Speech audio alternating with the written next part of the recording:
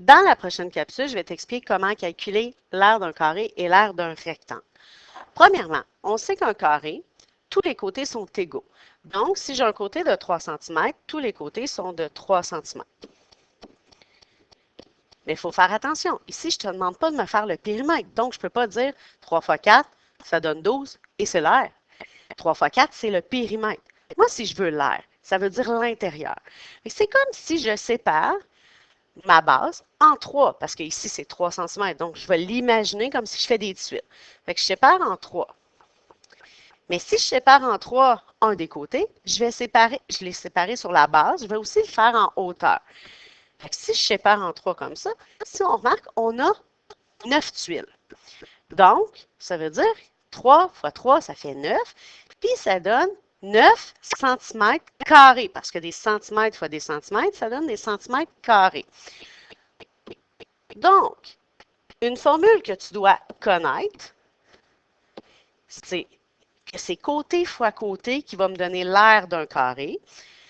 Et quand on va vouloir faire les démarches complètes, clair, je veux toujours structurer. On va m'écrire la formule. Ça veut dire l'aire du carré, c'est côté fois côté.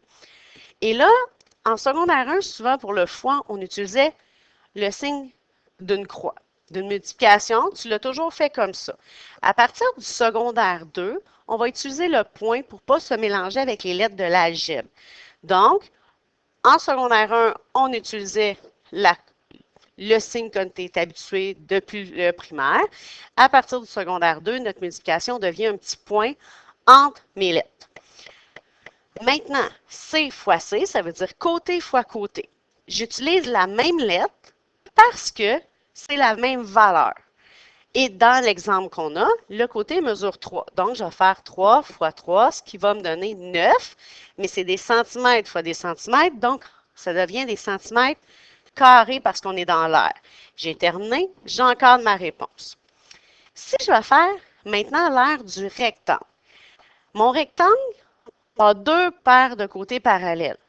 Donc, j'ai deux côtés de 4 cm, j'ai deux côtés de 2 cm dans l'exemple qu'on a.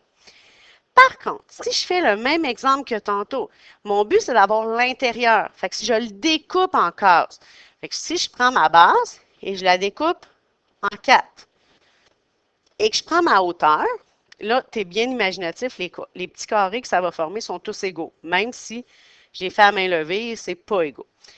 En hauteur, j'ai 2, donc je vais séparer ma hauteur en 2. Et là, cela me forme 4 petites tuiles qui mesurent chacun 1 cm².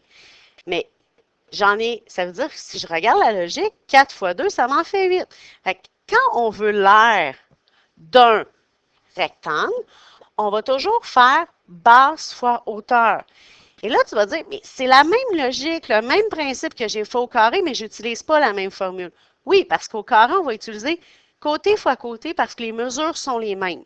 Mais quand on est au rectangle, ma base et ma hauteur ne mesurent pas la même chose. Donc, j'ai deux lettres différentes.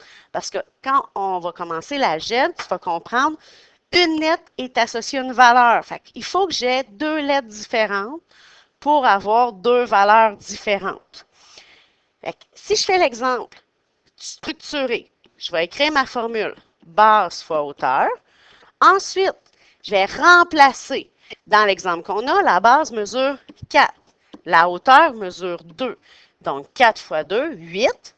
Mais comme c'est des centimètres fois des centimètres, cela me donne des centimètres carrés.